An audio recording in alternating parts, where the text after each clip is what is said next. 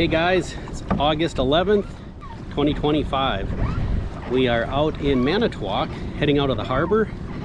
Some salmon are already in the area, which is awfully early for staging, but that's where we're gonna go after today. We've got some west winds. Hopefully that'll push some of the warm water out, and we'll just have to see what happens. Stay tuned.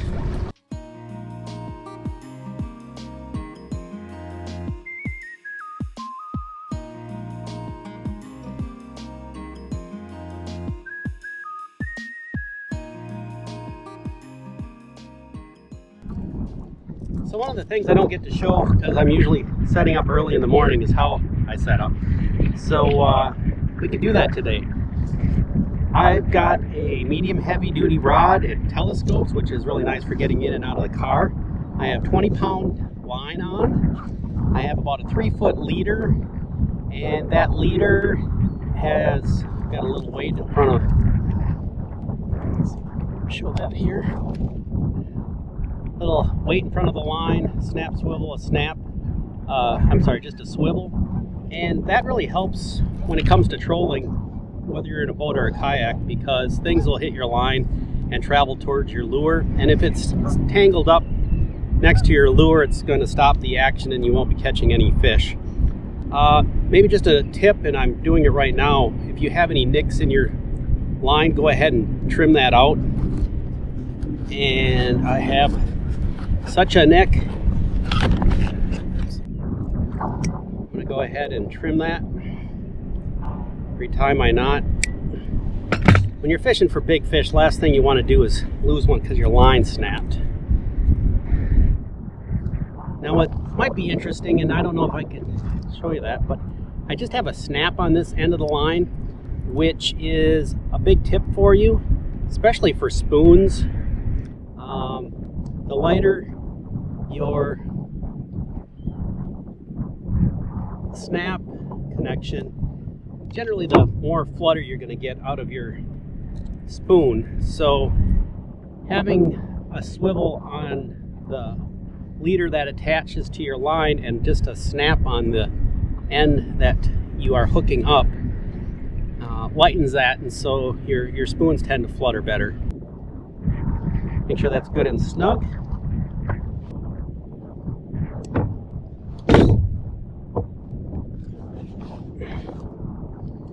And let's pick out a spoon. All right, I'm going to use something bright. We're in the river, it's stained.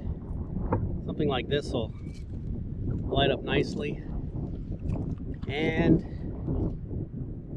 the next tip I'm going to share has to do with the skill of your kayaking, which you want to have before you start fishing for salmon. And that's, as you start setting up your lines, you want to be moving forward the whole time, or things are going to get tangled up quickly. I've also got reels with line counters on it. It's not essential, but it's sure helpful when you're trolling, letting yourself have the ability to know just how much line is out.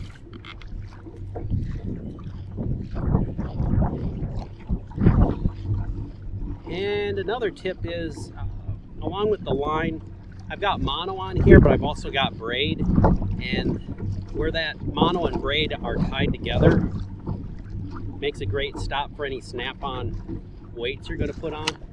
You can see that there, but it goes from red to low vis green, and that's the braid that I have on. It's also 20 pound.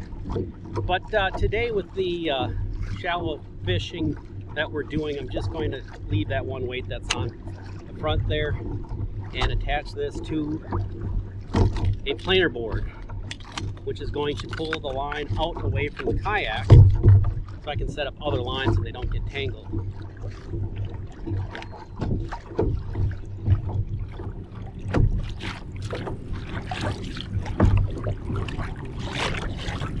All right, I've gotten past my section of braid and I'm back to mono. Mono works really good for clipping on planer boards. There's rubber clips that clip onto the line, and braid tends to chew them up. There's ways around that, but I just find for fishing in the kayak, the mono works really good, especially when you have to take your own planer board off while you're holding your rod and fighting a fish. I just find it works best. All right, I'm going to set up my other two rods. I've got one with a clip-on weight that I'll be hanging off to the right here, and then I'm going to have my slide diver set up on my left. You want to take your time while you're setting up. Make sure you don't get tangled up. Take your time. Make sure your kayak's going straight. All right, on this one I'm going to put a J-plug.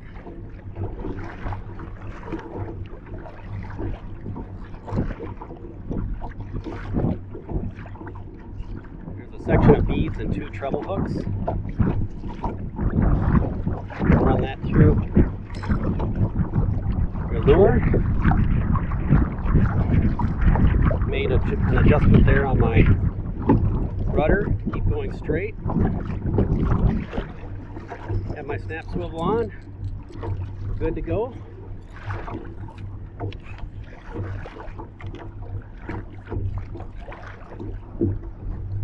Alright, so if you're familiar with a dipsy diver, the slide diver is very, very similar.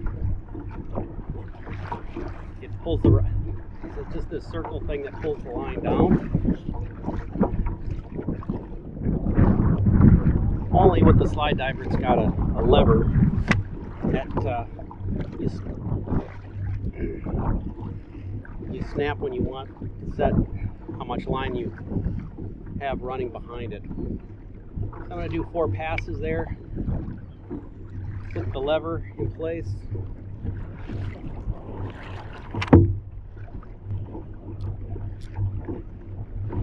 Make sure nothing's tangled.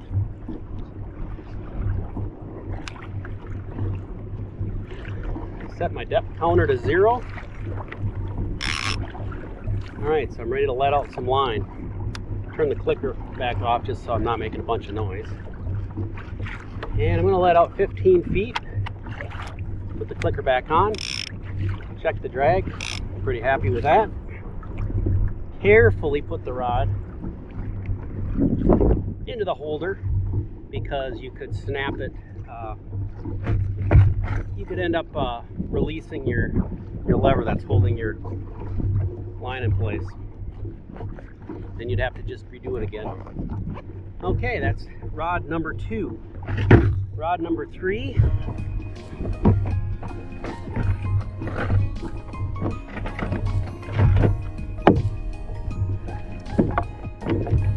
going to put a lure on and then I'm going to attach it to a 12-ounce weight. I've got a section of line. That's because when the fish hits, I don't want it pulling. Nope, got a fish on. Look at that. There we go.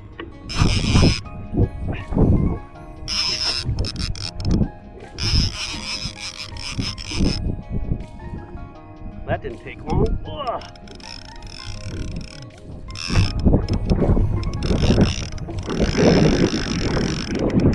Well, there. Usually don't feel like I'm getting pulled by a fish, but I definitely got the turn there.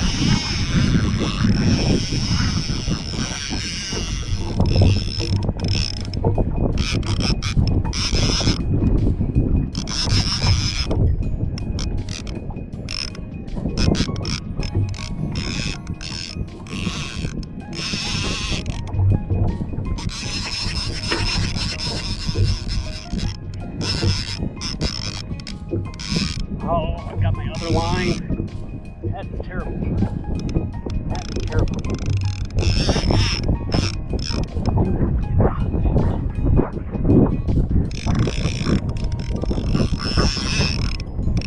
Alright.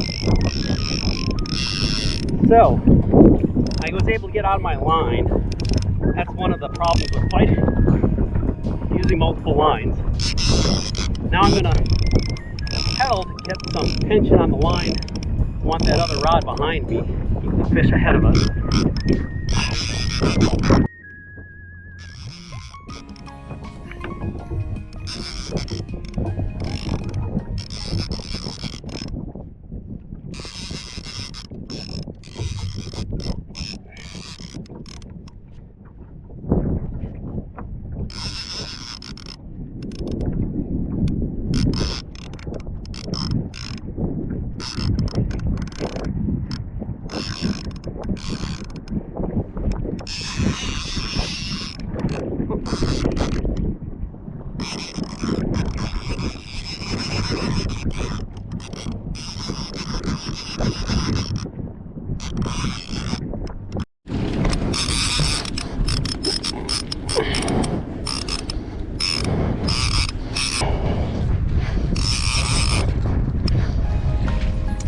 see the J plug floats ahead. Oh, it's a nice silver one.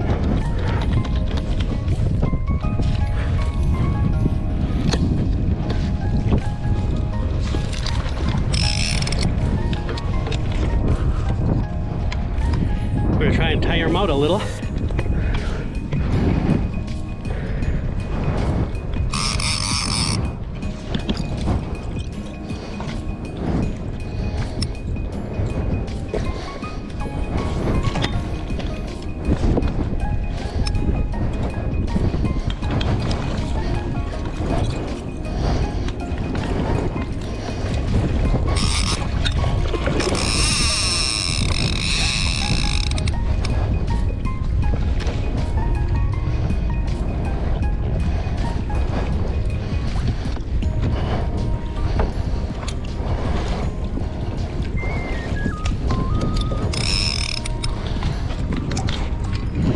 Got some life in him yet.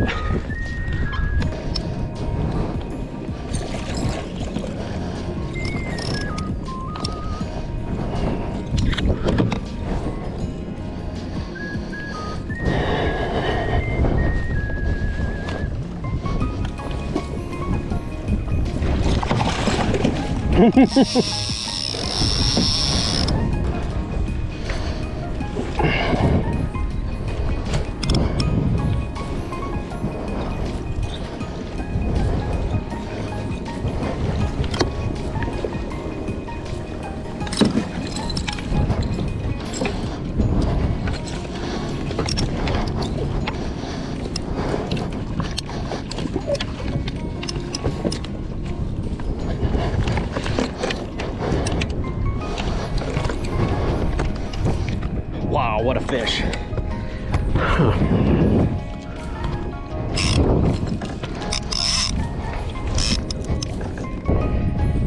So my first concern always is keeping myself out of the hooks of this fish. I've got boots on, as you might notice, and you see the net has got the hooks in it, so we're all set. Take our time with this. Get this big guy in the cooler. Just sitting behind me, a couple big bottles of frozen water. All right, we got the hooks out. Oh, look at that fish. Nice and silver.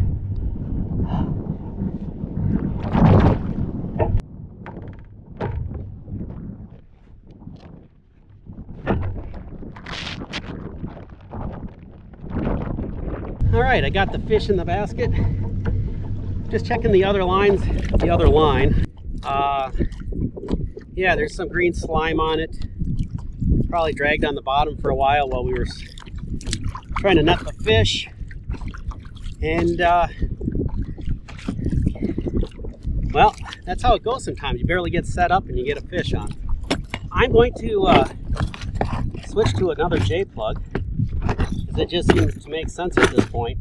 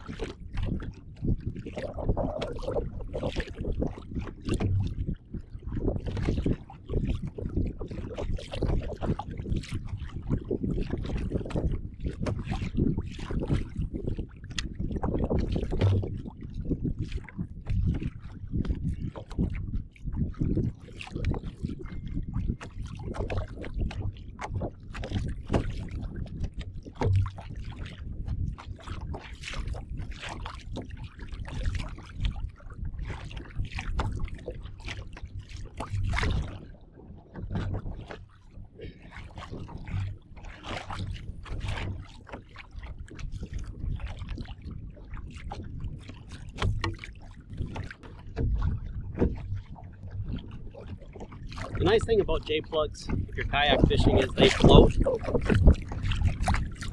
If you lose, if your line gets snapped, chances are you can get your lure back, go buy some treble hooks and get set up again. Also, if you come to a stop, for whatever reason, if you got spoons or other lures that sink, obviously you're going to get snagged up with the floating lure. It's up at the surface. We got that set out a little further than I want. There's other boats in the area, so I want to be mindful of them and not hog the river front with my setup.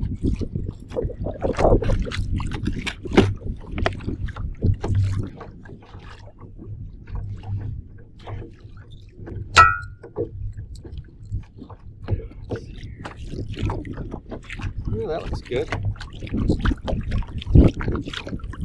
These all look pretty good.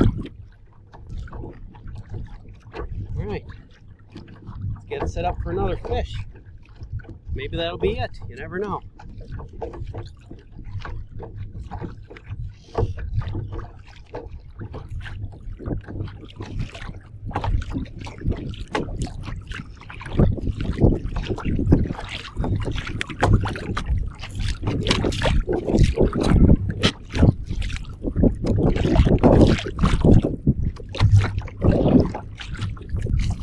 Back to 15 feet, where we were not long ago. All right, flicker's on, drag set. Carefully get that back in the rod holder. Beautiful. All right, maybe we can get a third rod set up this time. I guess conversely, the nice thing about spoons is they only have one treble hook. They're pretty easy to set up. If you get a fish and you get it in the net, you only have one treble hook to deal with. That's always nice.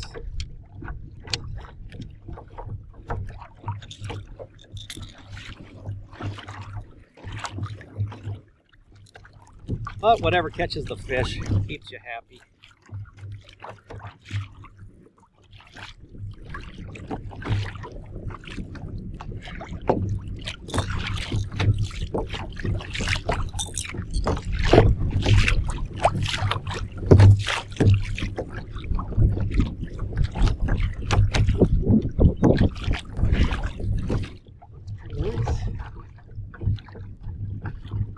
Okay, so with the clip-on weight, I'm putting out my mono, extending my rod, and I have about 40 feet of mono before I hit my braid. It's tied together.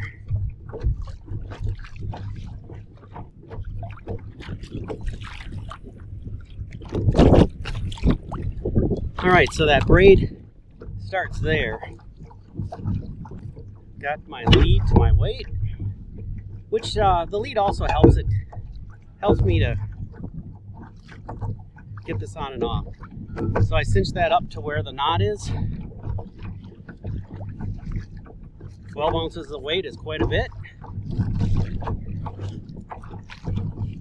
Reel back up to the surface. Set my line counter.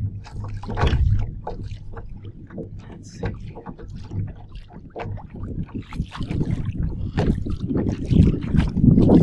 Drop that down to 20 feet. Put my clicker on. Happy with the drag.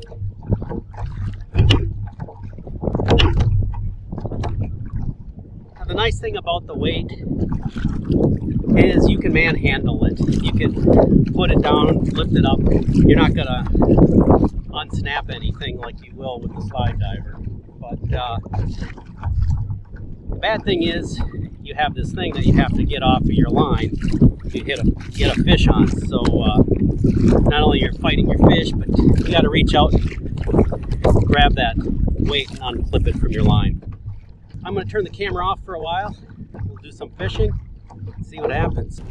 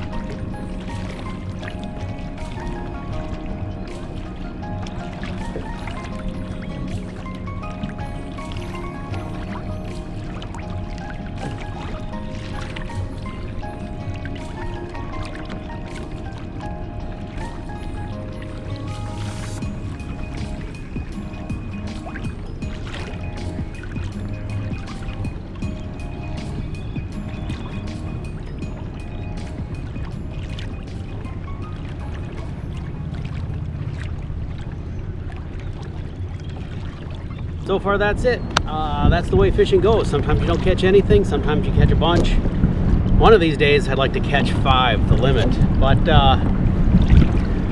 doesn't look like that's going to be tonight. Yeah, it gets about this time and you have to think, do I even want a fish to hit? Do I want to deal with netting a fish in the almost dark? And the answer is up to you. But for me,